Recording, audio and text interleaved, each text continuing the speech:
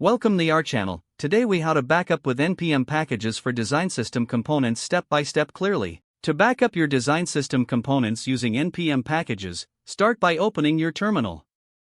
Ensure you are inside the project directory where your design system is located. Run the command npm init if you haven't already set up a package.json file. Follow the prompts to create the file, which will help manage your dependencies. Once your package.json is in place, you can begin adding the necessary npm packages. Use npm install followed by the name of the package to install each component. For example, run npm install your design system component. Repeat this step for each component you want to backup. After installing all components, verify that they are correctly listed in your package.json file. Next, create a backup directory to store your components. You can do this by running dir backup in your terminal. Copy your design system components into the backup directory. Use the command cp or path to your components backup /. To ensure you have a complete backup, check the contents of your backup directory. You can use ls backup / to list the files in the backup folder. Now, it's time to create a compressed archive of your backup directory.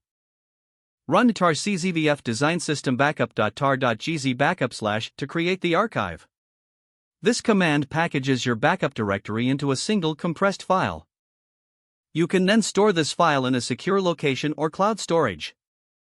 To restore your backup in the future, use tar xzvf design system backup.tar.gz to extract the components. After extraction, you can reinstall the npm packages by running npm install. This process allows you to quickly set up your design system environment again. Make sure to regularly update your backup to reflect any changes in your design system. If the page does not load, refresh the browser or try again in a private or incognito window. Make sure you are using the correct email address, then retype it carefully to avoid small typos. If your password is not accepted, use the reset option and create a new strong password you can remember. Check your spam folder for verification or security emails, then complete any requested confirmation steps. Enable two-factor authentication if available to improve account security and reduce unauthorized access risk.